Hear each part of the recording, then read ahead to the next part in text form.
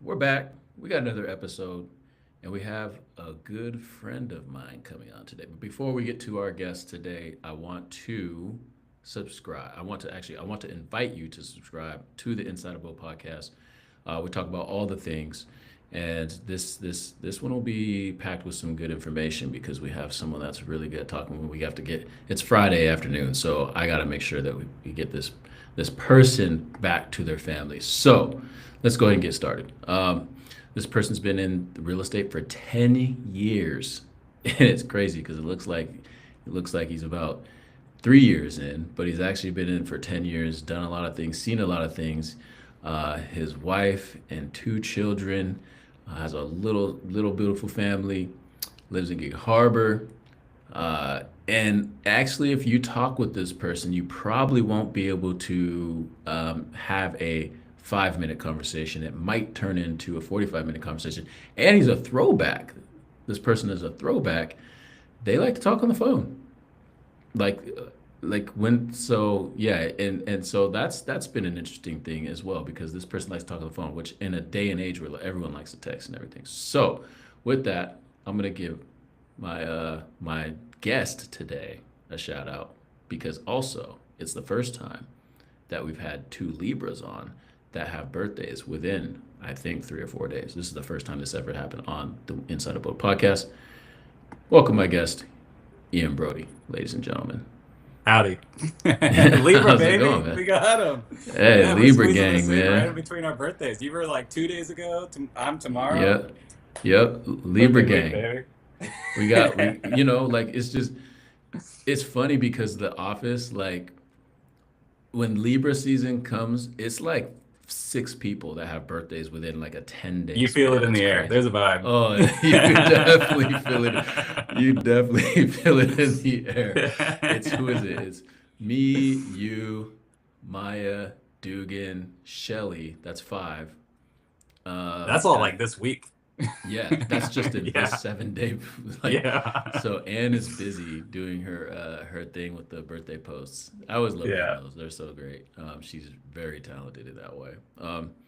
So anyway, yeah, I just wanted to, yeah, thank you for coming on, man. And we're just gonna Yeah, make a man. real quick one. We're gonna make our challenge today will be keeping this to about 15 minutes. So you have Yeah. my Good word on it. luck. I need to get you home. I know we've Good already been luck. talking for literally 2 hours. So, anyway, man, I really appreciate you coming on and talking. We're going to talk about mortgage rates today. So you are very Yeah. knowledgeable. You follow the markets. You invest in the markets. You have an investor Dabble. mindset. Yeah, you dabble. But let's talk about mortgage rates. And I think people and talking about like, will they fall? Will they not? Will they fall with the quarter rate points that we have coming up? I think we have two scheduled, probably that the markets seem to think that we're going to have two. We don't know Yep. until the day comes. Of course. But just yeah, what are your takes on the mortgage rates right now, and is it good for and what should buyers be thinking about based on that? Yeah. Yeah. Well, I mean, interest rates, they've been on the tip of our tongues for years now. It's like the Mm-hmm. only thing that we talk about since 2022 when they skyrocketed and historically jumped up. So it's been a part of our conversation. And yet, still, I get buyers asking constantly about like the direction of interest rates and talking about the Fed. And of course, and so this is really kind of why I thought, let's talk about it, because Mm-hmm. I just feel like there's still kind of a misunderstanding here. So I find myself explaining this with buyers a lot. Mm. And we just had a big, huge announcement. The Fed dropped rates a quarter point. Everyone's very excited. Yeah. It was expected. We've kind of expected this for the last at least month and a half or so. And like you said, we're expecting 2 more rate drops likely by the end of the year. So that's Mm-hmm. that's exciting to see, depending on where you're at. But people who are really invested in paying attention might notice a funny thing. When the Fed dropped rates, we saw mortgage rates go up. Yeah.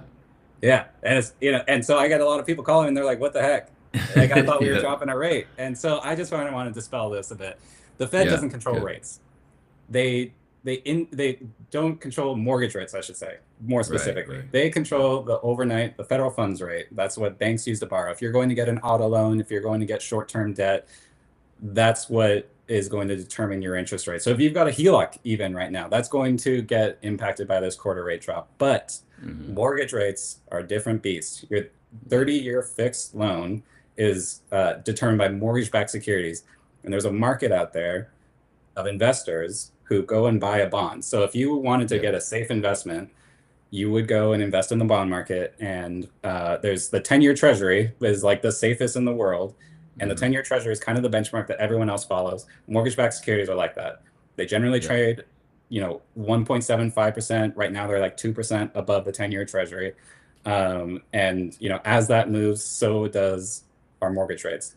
The Fed is able to indirectly influence that with their action and by setting a baseline for people to borrow in the market. So they're able to, they influence it. But when we saw this, the Fed announce that they're going to drop rates a quarter point, it didn't directly impact the mortgage market. There was, because, and the other thing too is that we started seeing mortgage rates drop in August because the BLS data came out showing that that unemployment was on the rise. Yeah. Kind of a funny thing about real estate is, and just for people listening, what is the BLS? Bureau of Labor Statistics. Yeah. This is like the nerd department of the yeah, I know. Like if me and you are talking, I know exactly what you're talking about. I'm just saying, just want to make sure. No, I mean like for the like it's just like basically these are the bean counters. Like they are going through. It's a very important part of our government, but they go through every month and track things like inflation. Like when like this is where we get all of our numbers. They talk to business owners. They do lots of surveys, and it was big news beginning of August when they revised their numbers and unemployment was going up and jobless claims are going up. And anyway, so all of this, the funny thing about real estate, what I was saying is that sometimes bad news is kind of good news in a weird way. Like I'm not rooting for the economy to go down, but real estate does tend to do better when the rest of the world goes down. So I don't want other people to suffer. But when you hear about like unemployment going up, that probably means potentially interest rates going down, mortgage interest rates going down, and generally the Fed's going to drop rates as well. So because of that information, the bond market reacted. They started driving down rates, and it was a big, huge drop, dropped almost like a full point in the span of a month. It was a really big deal. But the bond market is very predictive. So like when this new information came out, then they started reacting to like the future expectation of, I want to put a secure place for my money, and like potentially future information like is going to be bad. Maybe the market's heading in a bad direction. The counterbalance to that would be like inflation data is the other factor that's right now we're kind of dealing with, is that if inflation goes up, then bond investors require a higher interest rate because, if the interest like if like people will talk about like, oh, we're going to get like a 5% interest rate or something, but it's like, well, if inflation's 3% and you're an investor, are you going to be okay with getting a 5%, 2% above inflation rate? Probably not. So that seems like unlikely right now. But those are kind of the two balancing acts right now that we've got going on. So that was the main thing I wanted to say, is that the bond market is what determines interest rates. And it's likely that, I'm still optimistic that we're going to see maybe interest rates maybe go down a little bit. I think that right now, though, to your original point about like, what should buyers do? I mean, I think right now is actually a pretty dang good time. Like we're sitting at like 6.25, 6 3/8, something like that. It's the lowest that we've been all year. It's the lowest that we've been since this time last year. And like a lot of folks are sitting on 7% interest rates, and I would take advantage of this because I'm getting people calling and asking, should I refinance? And I'm thinking, the best case scenario in my view is that maybe we get down to like 6%. Yeah. I'm not that optimistic that we're going to get too far below that. But if we do, then refinance again. That's kind of how I feel. So you're saying, is there a cap on how many times people, and I know you're not a lender or whatever, but have you seen anyone refinance, or have you refinanced like multiple times in a row like that? I have refinanced multiple times in a row like that. I mean, I bought my first property in 2015, 2016, something like that. And rates were dropping. So for the next 5 or 6 years, I refinanced as rates kept on going down. I think my first interest rate was like 5%, something like that. Okay. And then and now, that I still own that first property, and we were sitting on a 3%. So have I refinanced? Okay. No, because I'm pretty happy with my rates. But my buyers who, are still active in the market and buying property, and, like some folks still they're sitting on that 7% interest rate. Anybody who bought property this year basically has a 7% interest rate. Yeah. And, they should refinance. But some of them are holding out, because maybe it gets a quarter point less. Who knows? Yeah, I mean, there's a possibility. So like I'll pull this up real quick. Hold on just a minute. Let me show. So even just taking a look at this, the what the markets think is going to happen in terms of the rates. Like this is for the next FOMC meeting on October 29th, and this is what you're talking about is the markets seem to think there's a 94.6% chance that we'll get another quarter point cut. The Fed will cut another quarter point in October, and then another quarter point, or the 84%. The markets are thinking 84% chance that we'll get down to 3.5 or 3.7 in that range, another quarter point. So let's say, and this is not financial advice. We're not financial advisors. We're not, but we are people who follow markets and try to help people, navigate this stuff. So you mentioned like getting down to like 6% by the end of year. You think by the end of Q4 we'll be down in that range, hopefully? Hopefully, being the operative word there. I'm not that confident that we're gonna necessarily. I think it's certainly within the realm of possibility. I don't think it's Yeah, like I'm not banking on it personally, but yeah. I mean, and the reason why, and this is why this is coming up, because folks are hearing about the Fed dropping rates another half point by the end of the year and thinking that we're gonna end this year at 5.75, but that's not no. it's just not the way it works. And so that's why I'm trying to get the message out. Like, take advantage of what we got, because right now it's really good. And if we start seeing inflation data coming out, and we're starting to see indicators that, ooh, inflation is actually worse than we thought, and it's more importantly trending upwards, we're going Yeah. to see the bond market react to that information. And it is not impossible that the Fed could continue dropping rates, and we could actually see mortgage rates go up again. Yeah. So it's just like it's like this really this thing I feel like we've been talking about for years, but it just isn't sticking. So it's just Yeah. like right now we're in one of those times where it matters to like really like those two numbers might go in two different directions for the Yeah. next few months, and it might not. Maybe we see mortgage rates go down. I mean, nobody knows, least of Yeah. all me. But Yeah, I mean, I think it's one of those things you just have to follow and keep up with. yeah, Like we're at, like even before, like in the last administration, for example, like when under that guidance, we were going for a soft landing, and actually it was kind of working, meaning and that it you're yeah, balancing the inflation and the rate, and it was like this plan that we had that was like yeah.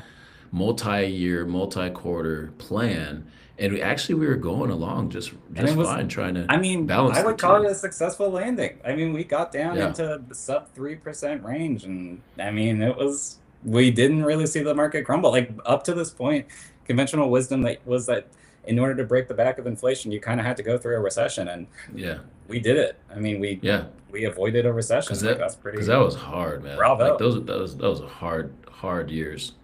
They were. Yeah.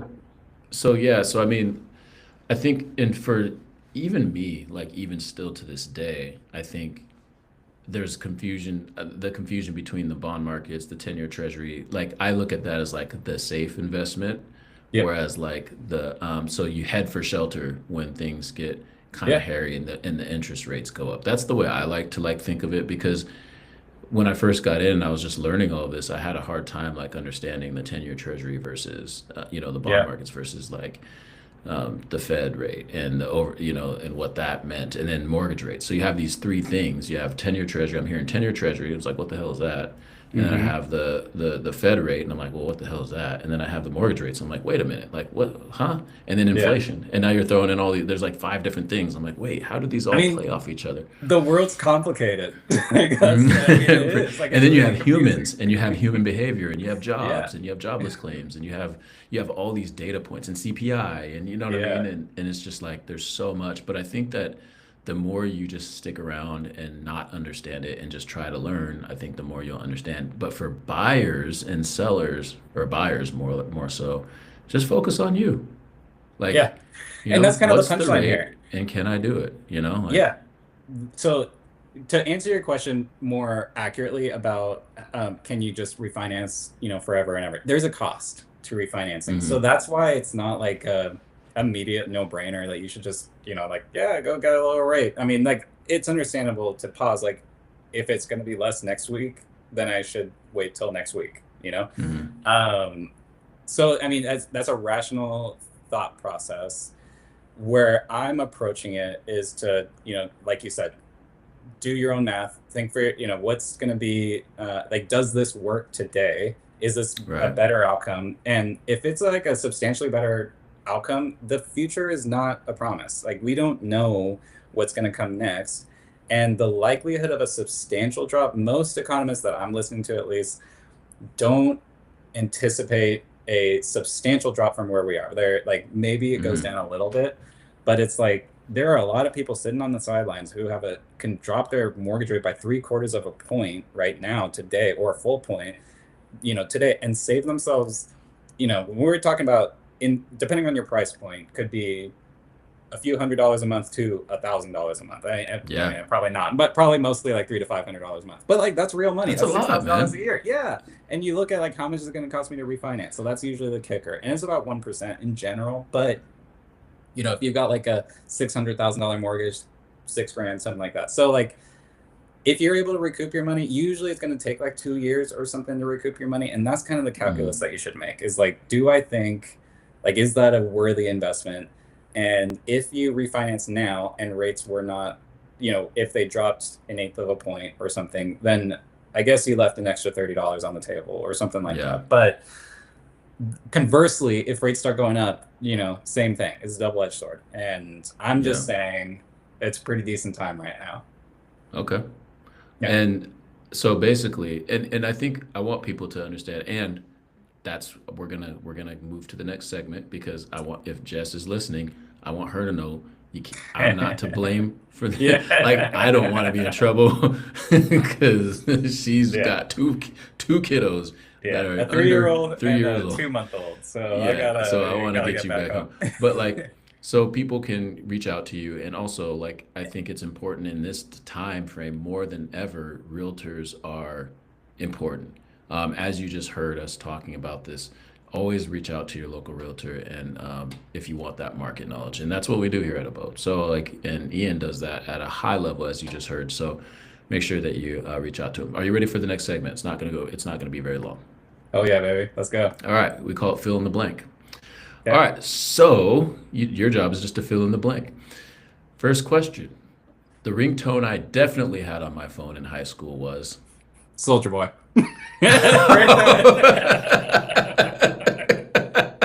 He said that so fast. I gotta bring that back. I'm dying. I'm dying. Oh, that is comedy.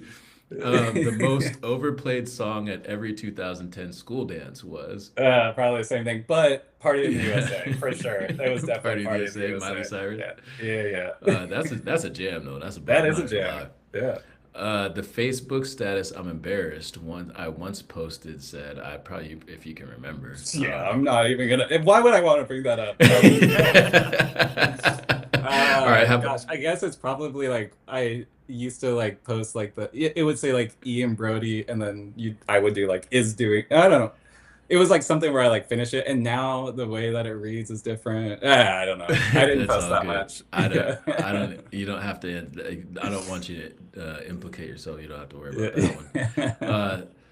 The show I binged on Netflix when it first started streaming was, Game of Thrones. I mean, big yeah, time fan over here. yeah, We were so excited. Of course, the last season was, controversial, it but was what it was. But like, yeah.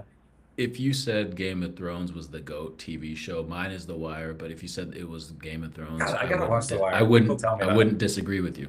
Yeah, yeah. Because Not Game a of big Thrones fan. was, the Wire is similar in the sense that you had all of these characters and they created a world, you know what I mean? And The Wire is Yeah. the same way. It just happens to be Baltimore, and there's social commentary though, like it's real, like it's like these are real Baltimore people in this show. The writing is just, I've heard great yeah, things. I go back and watch it from time to Yeah, time. Anyway, just because it's just that good. And yeah, yeah, so the Game of Thrones, same energy, where it's just like you have all these characters as they created this whole world, and Game of Thrones is like top tier.